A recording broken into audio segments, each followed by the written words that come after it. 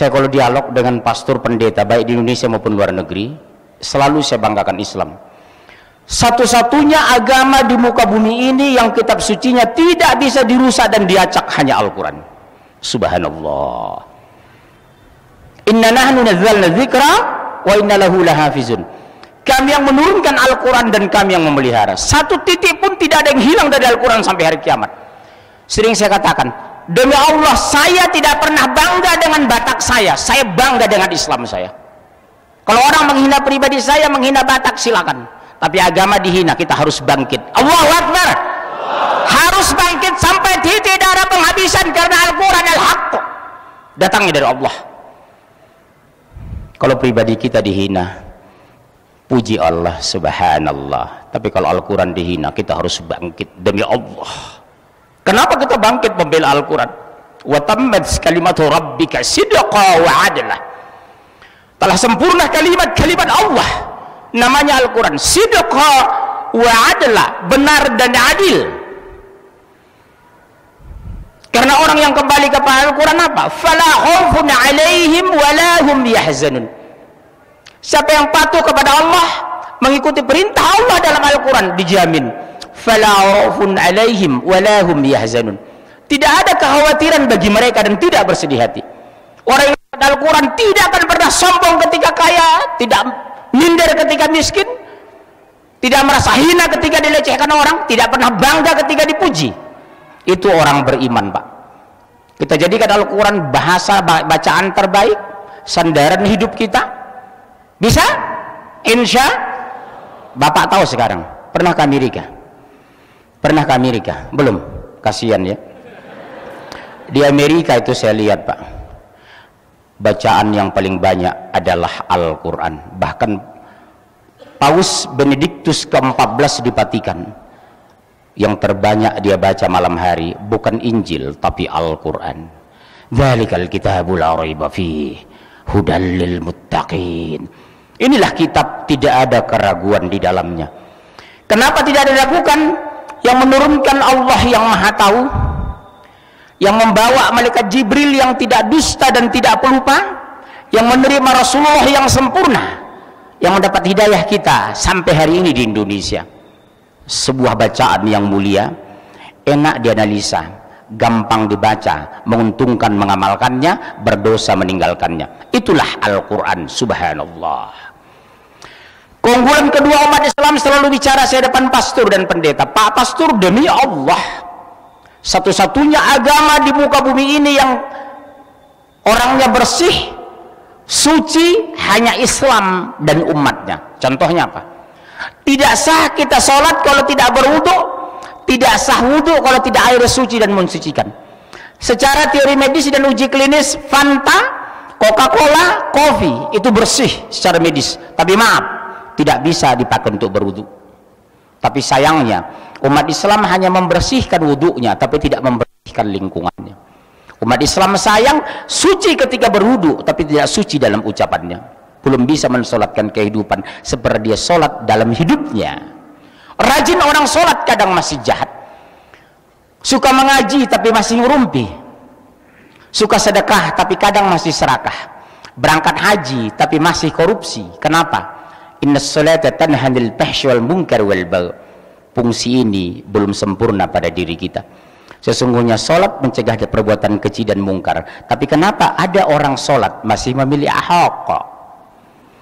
Betul? Kenapa orang rajin ke masjid tapi dia pimpin orang kafir? Oksigen yang kita hirup dari Allah, betul?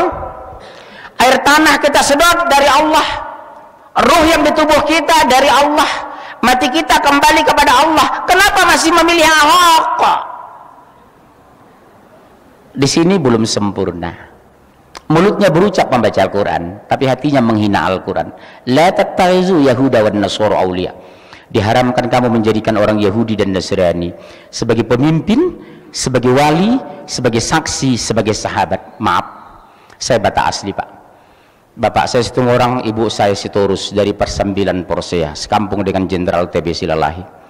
SD sampai SMA saya di Sumatera Utara, belum pernah saya jadikan mereka sebagai sahabat terdekat. Gerobak, Bapak tahu gerobak? Gerombolan Batak. atau amuba asli muka Batak, atau gerobak pasir, gerombolan Batak susah diusir, betul? Bandung sudah mereka mulai kuasai. Lihat supir-supir angkot, betul? Target mereka pacaran dengan wati Bandung, pura-pura masuk Islam, punya anak murtad. Hati-hati Bu, hati-hati. Sunda suku paling target dimurtadkan, karena Sunda suku terbesar di Indonesia dan suku terbanyak muslim di Indonesia. Saya ulangi Bunda, Islam terbesar di Indonesia dan dunia adalah suku Sunda. Lebih dari 50 juta orang Sunda di Indonesia. Dan suku terkecil murtad, target mereka murtadkan orang Sunda, karena orang Sunda itu santun. Kalau sudah orang Sunda murtad, orangnya santun, gampang mengajak orang masuk Nasrani. Hebat kan teori psikologi mereka. Saya bangga dengan orang Sunda dulu, sekarang berkurang. Saya dulu bangga melihat orang Sunda taat, dulu, sekarang mulai pudar. Sudah muncul orang-orang Sunda yang murtad menjadi pendeta. Hajjah Fatimah, sekarang pendeta Hajjah Fatimah.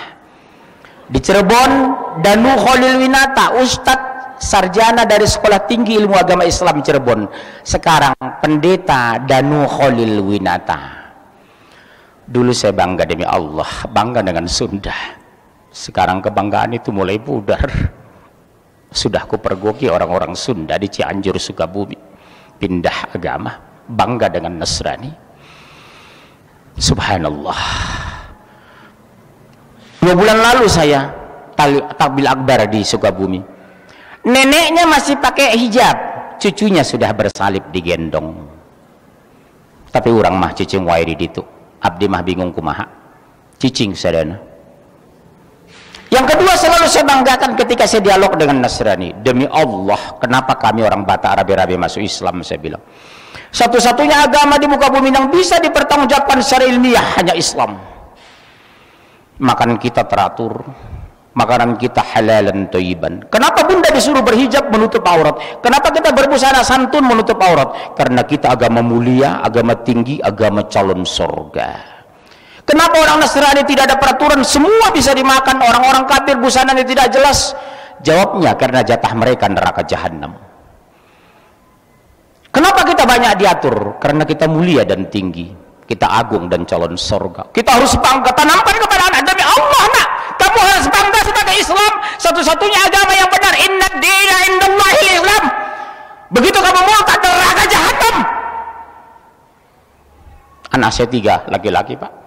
Saya bilang sama anak saya, demi Allah nak, 1 menit pun ayah tidak bisa masukkan kamu ke surga, 1 detik pun ayah tidak bisa mengeluarkan kamu dari neraka.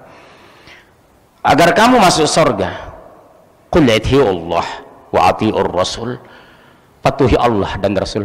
Ayah tidak pernah bangga dengan kamu yang S2 dari Jerman. Ayah tidak bangga melihat kamu fasih 3 bahasa asing. Yang membuat ayah bangga terhadap kamu nak hanya 2.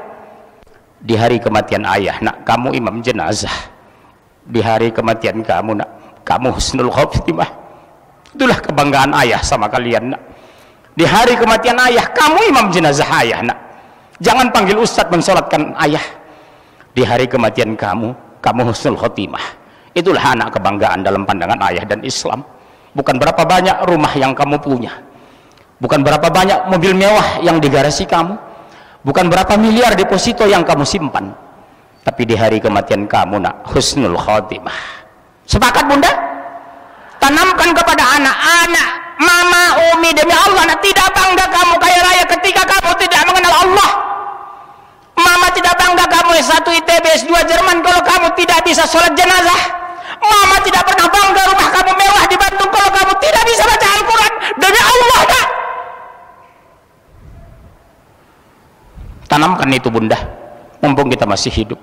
Bisikan kalimat itu ke kuping mereka. Usia ibu sudah lanjut nak, sementara sholat kamu masih banyak tinggal. Apakah setelah kematian ibu kamu masih masuk masjid nak? Apakah setelah kematian ayahmu kamu masih mengenal Quran nak? Lihat Cianjur, Sukabumi, sudah dibangun pusat Katolik terbesar di Asia. 4.500 hektar sudah mereka kuasai. Saya harapkan harusnya hadir hari ini Kang Emil dengan Kang Aher. Saya nggak tahu apakah hadir di sini. Karena penanggung jawab besok di padang mahsyar terhadap orang Sunda selama periode mereka. Satu saja orang Jawa Barat murtad, demi Allah gubernur bertanggung jawab. Satu saja orang Bandung murtad, demi Allah wali kota bertanggung jawab di padang mahsyar yaumil akhir. Panitia ada mengundang gubernur dengan wali kota? Itu sayangnya. Kenapa nggak diundang?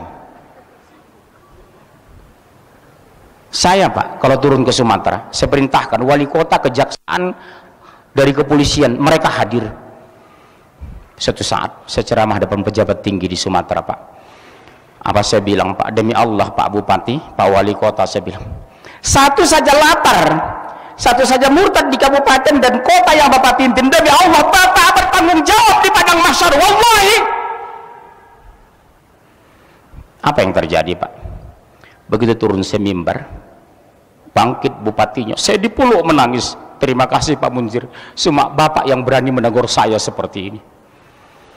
Saya berharap sebenarnya Kang Aher hadir dengan Kang Emil, karena hari ini Jawa Barat dan Bandung sedang dikepung orang-orang kafir, kuasai Sunda, karena Jawa Barat hinterland kota Jakarta. Ribuan orang Sunda sekarang murtad setiap tahun dengan dana puluhan triliun per tahun, memurtadkan orang Sunda di Jawa Barat ini.